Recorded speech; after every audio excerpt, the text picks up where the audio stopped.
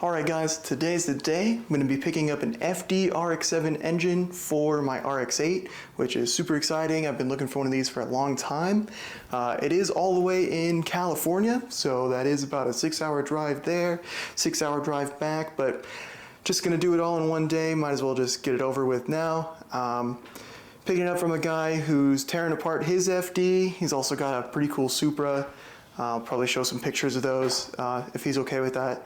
So yeah, I'll go ahead and do that. I'm not going to record too much of that because it's not that interesting. I'm just driving there and then driving back. So I'll show you guys the engine when I get back. Alright guys, it's the next day. We got back super late at night, so I didn't feel like recording, but got it all set up here. Got everything laid out for you guys. I'll go ahead and give a in-depth on that.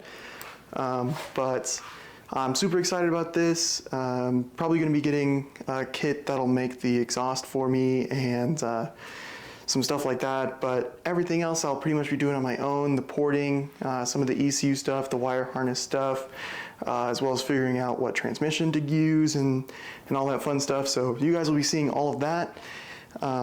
Super exciting, and yeah, let's go ahead and take a look at the engine. So here's the engine. Obviously we've got the housings with the rotors in it. These are the 13B rotors. They're just about the same size in every single RX-7 and the RX-8. Some very minor differences between them. These are the housings. These are like super smooth. There's no scratches or anything in those. This is the middle iron here. Again, super smooth. Can't even tell that that this is even like a used engine. It literally feels like brand new. I mean, except for the fact that it's dirty. But everything is super smooth. It's going to be just an awesome engine for the RX-8. I'm really looking forward to doing that. I've also got a couple other things here. Got the, I guess this would be the oil pump cover, water pump housing and water pump. This is the front stationary gear. Got the balancer.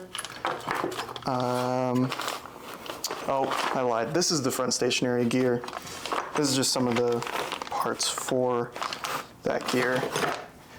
And then as far as rear stationary gear and eccentric shaft, I'm going to be using the ones out of the RX-8 because those are a little stronger and it'll make my life a little easier when it comes to mounting the clutch from the RX-8 and the flywheel. This is that infamous 52 millimeter, maybe 54 millimeter bolt. Goes on the back. That's what holds the flywheel on. I also got an oil pan, as well as a couple other goodies over here.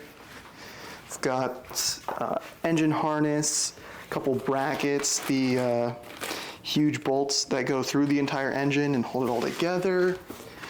And then just as well as a couple random bolts and alternator, oil filler neck, igniter. I don't have the ECU because I'm going to be using a link ECU because I'm going with a single turbo, so the stock ECU probably, I'm not 100% sure. I didn't really look into it because I kind of don't care. I'm going to go aftermarket ECU anyways.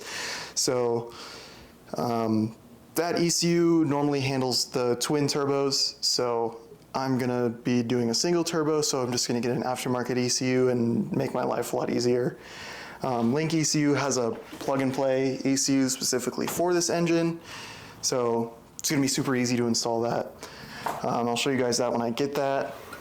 Plan for this, probably going to be doing a full bridge port. So what that means is just porting the outer irons as well as the inner irons. Yeah, so that's the plan for that. I'm going to be getting the rotating assembly balanced, possibly lightened. It just depends on how much horsepower I'm shooting for. At the start, nothing too crazy. I still want to get a little better at drifting, so gonna kind of focus on that first, focus on the car, getting the suspension dialed in, and then I'll focus on making more power later, once I get all that done. Thought I'd also give you guys a cool little look as to what a rotor would look like spinning inside an engine, just in case you guys have never seen that before. So I'll go ahead and I'll set this up so I don't have to hold the camera because it'll be hard to show with just one hand. So 1 second. Here is the rotor in the housing. You can see, let's see here, if I can show this. You can see here the intake port right there. So this rotor is gonna move along that intake port like that. And then all the gases are gonna get compressed into here. You can see here it gets super tight right here. That's when both of these spark plugs will go off. They don't go off at exactly the same time, but pretty close. And then it comes down here. So that's gonna be like the power stroke there. And then it's gonna come out here and out the exhaust hole here. So if we look at the other housing, you can see the exhaust hole here. So that's what the exhaust gases come out of. And so the rotor just spins more, and that pushes all the exhaust gases out. And then, at the same time, this one's also getting air and this one's on its power stroke. So you're basically getting almost all 3 strokes at the same time, which is pretty cool. And this is also happening on both sides. So on the other side of the rotor, there's this plate. So this plate is also getting an intake port. This is the secondary port. These are the primary ports. They're a little smaller. And that's kind of the difference between a full bridge and a half bridge. So on a half bridge, only the secondary are bridge cut, and on a full bridge, both of them are bridge cut. It kind of makes your idle really high. You have to idle at like 1,000 to 1,200 RPM, but it sounds really awesome. That's where you get like the Brap noises, and that's what I really want. So I'm gonna go for that anyways. Even if it loses some street ability, it doesn't matter. It's not a street car, it's a race car. So I don't really care. And then of course, while this is all happening in this rotor, on the opposite side, the opposite thing is happening. So the eccentric shaft is phased 180 degrees out. So this rotor will be basically upside down while this one is right side up. Whatever you may consider right side up and upside down. But yeah, so that's a little look inside of a rotary engine.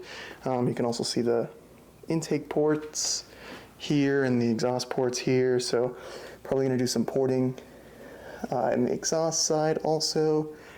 And yeah, I think that'll be pretty awesome. So make sure you stick around for all that. So that's just been a little look of the engine that I'm planning on putting in the RX-8. Just be sure to stick around for updates on that. Next update you'll see on this engine, I'll probably be doing the porting as well as sending the rotating assembly off to get lightened and balanced. Also, we're working on Thomas's car here. Got the engine bay almost ready. A couple more things we have to take out, just brake stuff, and the 2Js is just about ready. We've got the headers on, got the transmission here, so look forward to that in a future video as well. That's gonna be coming a lot sooner than the RX-8 stuff, so be looking forward to that in a future video. So yeah, thank you guys so much for watching. If you'd like to see future videos on the RX-8 or the 2J BMW here, just make sure to subscribe, and those videos will be coming in the future. So yeah, look forward to that.